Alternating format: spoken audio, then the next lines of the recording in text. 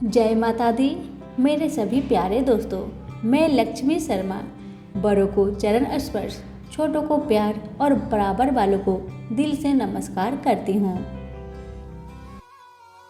आज की वीडियो में आप सभी सुनेंगे सोमवार व्रत की 2 कहानियों को पूरा जरूर सुनेगा और दूसरों को भी शेयर कीजिएगा। तो प्रेम से बोले गौरी शंकर की जय हो। आइए अब सुनते हैं यह कथाएं। कपिलपुरी में यज्ञदत्त नामक एक ब्राह्मण रहता था। उनका एक पुत्र उत्पन्न हुआ जिनका नाम उन्होंने गुणनिधि रखा और वह बालक बड़ा चतुर और बुद्धिमान था। 8 वर्ष की छोटी सी आयु में ही उसने बहुत सी विद्याएं सीख ली, परंतु वह लड़का कुकर्म में पड़कर अपने धर्म और कर्म से भटक गया। वह जुआरी, खेलकूद में गाने बजाने वालों के साथ साथी बन गया और उनके ही साथ रहने लगा और उसने बहुत जल्दी ही अपने माता पिता की कमाई को लुटा दिया। उसकी माता उसे रोकती थी, परंतु बेटा प्रेम के कारण उसके संबंध में उसके पिता से कुछ न बताती थी। पुत्र चाहे कितना ही बुरा हो, परंतु माँ कभी उसका बुरा नहीं चाहती और न कभी चाहेगी। यज्ञदत्त जब कभी कभी घर आकर अपनी पत्नी से गुणनिधि के बारे में पूछता, यानी कि अपने बेटे के बारे में पूछता कि इस समय मेरा बेटा गुणनिधि कहाँ गया है, तो माता हमेशा झूठ बोल देती थी और कह देती थी कि कहीं बाहर गया हुआ है, या तो वह कहीं स्नान कर रहा होगा या देव मंदिर में बैठकर भगवान का पूजन कर रहा होगा, और असली भेद कभी ना बताती। माता अपनी पुत्र के सारे बुरे करतूत के बारे में जानती ही थी, फिर भी उसने एक अच्छी सी लड़की को देखकर अपने पुत्र गुणनिधि का विवाह कर दी। विवाह हो जाने के पश्चात यज्ञदत्त की पत्नी सदा पुत्र को समझाती थी कि तुम्हारे पिता बड़े महात्मा है। जब उनको तुम्हारे बारे में मालूम होगा कि तुम चोरी चकारी जुआ खेलते हो तो उन्हें कितना दुख होगा और हमें दंड भी देंगे। तुम्हारा कुल बड़ा पवित्र है, फिर तुम यह बुरे काम क्यों करते हो? मेरे बच्चे, तुम्हारा कल्याण इन बुरे कर्मों के छोड़ देने में ही है। परंतु गुणनिधि पर माँ की समझाने का कोई असर न हुआ। एक दिन उसने पिता की एक अंगूठी चुराकर किसी जुआरी को दे दी। जब यज्ञदत्त ने उस जुआरी से पूछा कि अंगूठी उसके हाथ में कैसे आई है, तो जुआरी ने यज्ञदत्त से कहा कि उसने उनकी अंगूठी नहीं चुराई है। यज्ञदत्त ने जुआरी की बात सुनकर कहा, सुनो लल्ला, यह अंगूठी मेरी है और मुझे राजा के यहाँ से मिली है। तुम झूठ बोलकर इसे अपनी न बताओ, परंतु यह बताओ कि यह अंगूठी तुम्हारे पास कैसे आई है। यज्ञदत्त की बात सुनकर जुआरी को क्रोध आ गया। उसने गरजकर कहा, सुनो सुनो, जो सच सुनना चाहते हो तो ध्यान पूर्वक सुनो। यह अंगूठी तुम्हारे पुत्र गुणनिधि ने मेरे पास जुए में हारी है। उसने यह अंगूठी ही जुए में नहीं हारी, बल्कि आज तक जुए में बहुत से साधन चुरा कर हारा है। आप जितने ही सज्जन साधु महात्मा हैं, आपका पुत्र उतना ही बड़ा बदमाश है। आप इतने बड़े विद्वान होते हुए भी आज तक अपने पुत्रों की करतूतों को नहीं जान सके। जुआरी की बात सुनकर यज्ञदत्त का लज्जा के मारे बहुत बुरा हाल हो गया। वह लज्जा के मारे मुंह ढके हुए तथा सिर झुकाए हुए अपने घर पहुंचा और घर आने के साथ ही अपनी पत्नी से पूछा कि गुण निधि कहाँ है और वह अंगूठी कहाँ है जो कि उस दिन तूने उपटन करते मेरे हाथ में से ले ली थी। यज्ञदत्त की बात सुनकर उसकी पत्नी ने उत्तर दिया, वह अंगूठी मैंने यहीं कहीं रख दी थी, अब मुझे याद नहीं आ रहा कि कहाँ रखी है। स्त्री की बात सुनकर यज्ञदत्त ने कहा, तुम झूठी हो, जब कभी मैंने तुमसे गुण निधि के बारे में पूछा है तुमने मुझे बात बनाकर टालने की कोशिश की है। अच्छा, तुम अंगूठी की बात जाने दो और मुझे बताओ कि घर का अन्य बहुमूल्य सामान कहाँ है। न जाने मेरे किन पाप कर्मों के कारण मेरे यहाँ ऐसा पुत्र उत्पन्न हुआ है। फिर जब उसने घर का दूसरा कीमती सामान देखा तो मालूम हुआ कि सभी बहुमूल्य वस्तुएं गायब थी। तब यज्ञदत्त ने हाथ में जल लेकर पत्नी और पुत्र को तिलांजलि दे दी और एक ब्राह्मण की कन्या से अपना दूसरा विवाह भी कर लिया। जब गुण निधि को मालूम हुआ कि उसके पिता पर सारा भेद खुल गया है और उन्होंने उसे और उसकी माँ को तिलांजलि दे दी है तो उसको बड़ा दुख हुआ।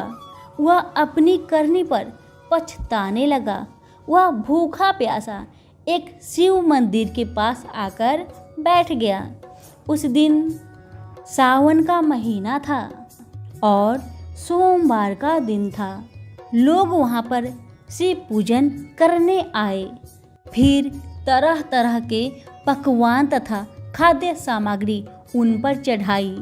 जब लोग भगवान का पूजन आदि करके मंदिर में ही सो गए तो गुण निधि ने मंदिर के भीतर प्रवेश किया और खाने पीने का सामान उठाकर बाहर की ओर भागा। चलते चलते उसका पैर एक सोते हुए शिव भक्त से टकरा गया। फिर क्या था, उस भक्त का चोर चोर का शब्द सुनकर सभी लोग जाग उठे और दौड़ते हुए गुण निधि का पीछा किया। बहुत से नागरिक भी उन भक्तों के साथ मिल गए। अंत में उन लोगों ने दौड़ते हुए गुण निधि को पकड़ लिया और सबने मिलकर उसको ऐसा मारा कि वह मर गया। उसके मरने के साथ ही यमदूतों ने आकर उसे घेर लिया और निर्दयता पूर्वक उसे मारने लगे। उधर भगवान सदाशिव ने अपने गणों से कहा, गुण निधि बड़ा पापी है, दुराचारी है और कुकर्मी है।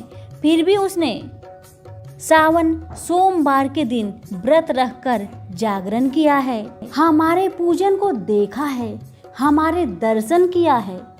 दीपक से लिंग के शरीर पर गिरती हुई छाया की इसने निवारण किया है। रात्रि में अपना वस्त्र फाड़कर उसमें बत्ती डाली है।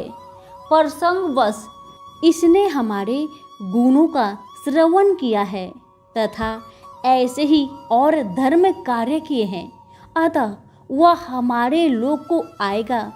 उसके पश्चात वह कलिंग देश का राजा होगा। तुम लोग वहां जाकर गुण निधि को यमदूत के बंधन से मुक्त करा दो, क्योंकि हमने उसे अपना लिया है। अतः एवं भगवान श्री सदा शिव की आज्ञा पाकर विमान पर बैठकर शूलधारी उनके पार्षद भी घटना स्थल पर जा पहुँचे और बोले, यमराज के गणों, तुम अब इस परम धर्मात्मा ब्राह्मण को छोड़ दो, क्योंकि अब इसमें कोई पाप शेष नहीं रहा है। यमदूतों ने भगवान श्री सदा शिव के पार्षदों से कहा, ये तो आपकी आज्ञा हमारे सिर माथे पर है, मगर ये तो दुष्ट महापापी कुकर्मी मांस तथा मदिरा का प्रयोग करने वाला है, पर स्त्री तथा वैश्यगामी माता पिता की आज्ञा न मानने वाला चोर तथा जुआरी है। हम लोग इसलिए इसको ले जा रहे हैं। यम दूतों की बात सुनकर सदा शिव के पार्षद ने कहा, तुम मूर्ख हो, यह ब्राह्मण पापी नहीं है। इसका सबसे बड़ा धर्म तो यह है कि इसने पुराना कपड़ा जलाकर शिवालय में प्रकाश किया, रात्रि भर जागरण किया। स्थिर चित्त से शिवालय के द्वार पर बैठकर इसने भगवान श्री सदाशिव की पूजन को देखा और हरि कीर्तन को सुना है। इसलिए भगवान श्री सदाशिव की इच्छा अनुसार यह राजा बनाया जाएगा। और इस प्रकार कहने के पश्चात भगवान श्री सदाशिव के पार्षद गुणनिधि को अपने साथ ले गए। यमदूतों से मुक्ति पाकर गुणनिधि भगवान श्री सदाशिव के पार्षद के साथ विमान पर चढ़कर शिवलोक को गया। यमदूत ने जाकर सारा वृत्तांत यमराज से कहा, जिसे सुनकर यमराज ने कहा, जो व्यक्ति भस्म रमाए हुए रुद्राक्ष की माला धारण किए हुए शिवलिंग का पूजन करता हो, श्री सदाशिव के गुणों का गान करता हो, छल से ही सही उसके पास बिल्कुल न जाओ।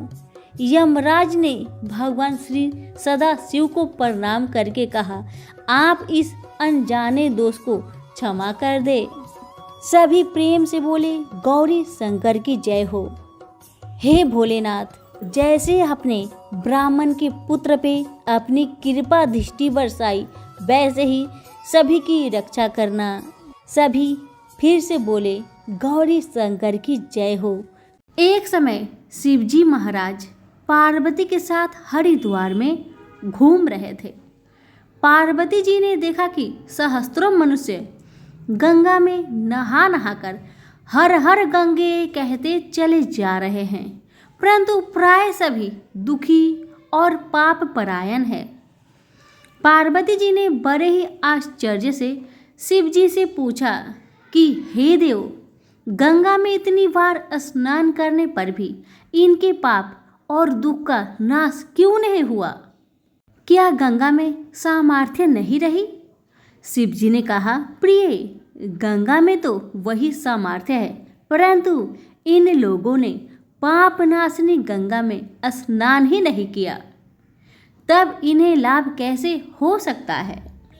भोलेनाथ की यह बात सुनकर पार्वती जी बड़ी आश्चर्य में पड़ गई। उन्होंने कहा, हे प्रभु, मेरी आंखों के सामने अभी सभी लोग स्नान कर ही रहे हैं। आपने कैसे कह दिया कि यह लोग गंगा जी में स्नान नहीं कर रहे हैं? अभी आप भी देखें, सभी तो नहा नहा कर आ रहे हैं। अभी तक इनके शरीर सूखा भी नहीं, इनके शरीर से पानी की बूंदें गिरते जा रही है। पार्वती जी की बातें सुन भगवान शिव मुस्कुराने लगे और कहने लगे, देवी, ये तो केवल जल में डुबकी लगाकर आ रहे हैं। तुम्हें कल मैं इसका रहस्य समझाऊंगा। दूसरे दिन बड़ी जोर से बारिश हुई। गलियां कीचड़ से भर गई। एक चौड़े रास्ते में एक गहरा गड्ढा था। चारों ओर कीचड़ ही कीचड़ भरा था। शिव जी ने अपने लीला से एक वृद्ध रूप धारण कर लिया और दीन विवश की तरह गड्ढे में जाकर ऐसे पड़ गए जैसे कोई मनुष्य गलती से गड्ढे में गिर पड़ा हो और बाहर निकलने के लिए बहुत प्रयास कर रहा हो, मगर वह निकल नहीं पा रहा। भोलेनाथ ने माता पार्वती को यह समझाकर गड्ढे के पास बैठा दिया कि देखो, तुम लोगों को सुना सुनाकर यूं पुकारती रहो कि मेरे वृद्ध पति गलती से गड्ढे में गिर पड़े हैं। कोई पुण्य आत्मा इन्हें निकालकर इनके प्राण को बचाए और मुझ असहाय की सहायता करे। शिव जी ने यह बातें पार्वती जी को समझा दिया और एक बात यह भी कह दिया कि जब कोई गड्ढे में से मुझे निकालने को तैयार हो, तब इतना और कह देना कि भाई, मेरे पति सर्वथा निष्पाप है, इन्हें वही छुए जो स्वयं निष्पाप हो। यदि आप निष्पाप है तो इन्हें हाथ लगाए, नहीं तो आपके हाथ जलकर भस्म हो जाएगी। इतना कहकर भगवान की लीला शुरू हुई। अब माता पार्वती गड्ढे के किनारे बैठ गई और आने जाने वालों को जोर जोर से सुना सुना कर कहने लगी जैसे भगवान शिव ने सिखाई थी। गंगा में स्नान करके बहुत सारे लोग दल बनाकर आ रहे थे। सुंदर युवती को यूं बैठे देखकर कईयों के मन में तो पाप आया। कई लोग लज्जा से डरे तो कईयों को कुछ धर्म का भय हुआ और कई लोग तो कानून से डरे। मगर कुछ लोग ऐसे भी थे जिन्होंने पार्वती जी को सुना दिया कि मरने दो बूढ़े को, क्यों उसके लिए रोती हो। इतना कहकर बहुत से लोग चले गए। आगे और कुछ दयालु सच्चे चरित्र पुरुष थे। उन्होंने करुणावश उस स्त्री के पति को निकालना चाहा, परंतु पार्वती जी के वचन सुनकर भी रुक गए। उन्होंने सोचा कि हम गंगा में नहाकर आए तो हैं, तो क्या हुआ, पापी तो है ही, कहीं इस पुरुष को निकालने के चक्कर में हम भस्म न हो जाए। बहुत से श्रद्धालु आए, बहुत से श्रद्धालु गए। जब भी कोई श्रद्धालु उस बूढ़ी को निकालने की कोशिश करने चाहता, तभी भेष रूपी पार्वती जी के वचन को सुनकर डर के मारे भाग जाता। किसी का साहस नहीं हुआ। सैकड़ों आए, सैकड़ों ने पूछा और चले गए। संध्या हो चली। शिव जी ने कहा, पार्वती जी देखा आपने, आया कोई गंगा नहाने वाला। तभी थोड़ी देर बाद ही एक जवान हाथ में लोटा लिए हर हर गंगे करता हुआ निकला। पार्वती ने उसे भी वही बात कही। युवक का हृदय करुणा से भर आया। उसने शिव जी को निकालने की तैयारी की। पार्वती जी ने रो रो कर उसे भी कहा, भाई यदि तुम सर्वथा निष्पाप हो तभी मेरे पति को छूना, वरना जलकर भस्म हो जाओगे।